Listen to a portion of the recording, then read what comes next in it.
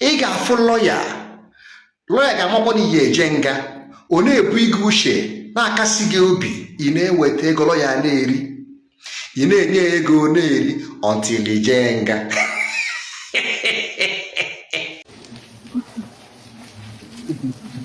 Kamera karịa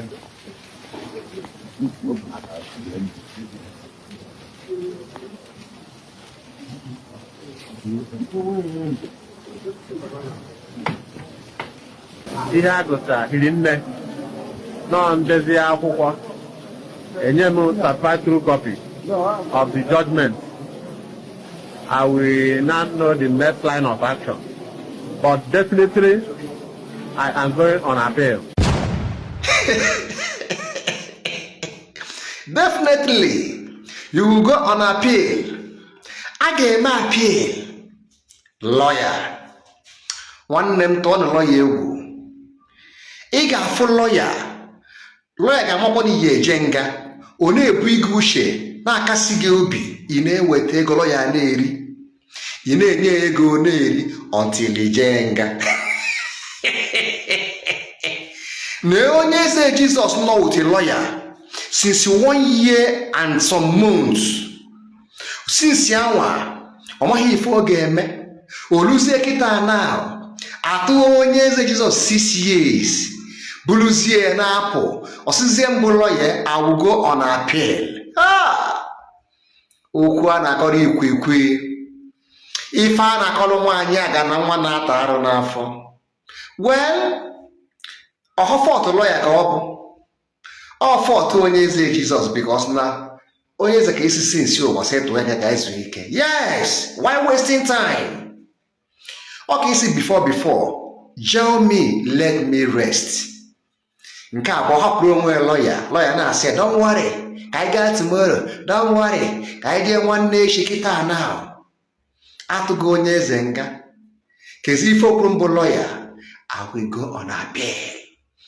Appeal onye kwuchi appeal ka ị na-eme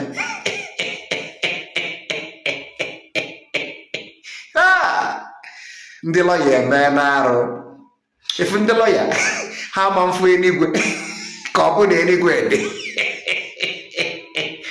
bugide Onyeze Jesus uche bugide uche na asịsị gide tenkoboy afọ ha afọ odekpọsị ya na niile olego m ụlọ ụka lee ma aja ana lee ma ebe ọbụla ọ nọ were go chịkọ ndị ọka ikpe last atụ anya nga Federals na-abụzi I'll go on appeal. Appeal for what? You can appeal now for 1 year. You have 1 way to collect money from Onyeze Jesus again. My people, either you sometimes follow the law. Last, onga ka ga-eje. Ejesi anga owufuro. Osu anwụrụ. Mana ese na-eme ife na-enye lọya ego. Lọya na-eri ego na-akọrọ ofu akọ. Watch the video.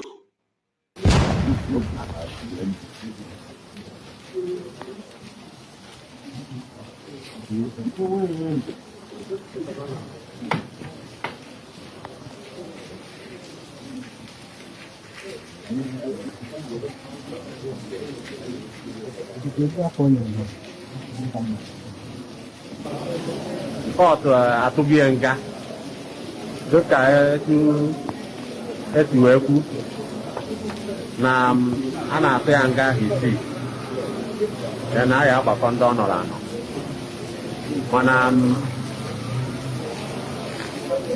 ihe a gụtara hiri nne nọ ndezi akwụkwọ enye m certified true copy of the judgment.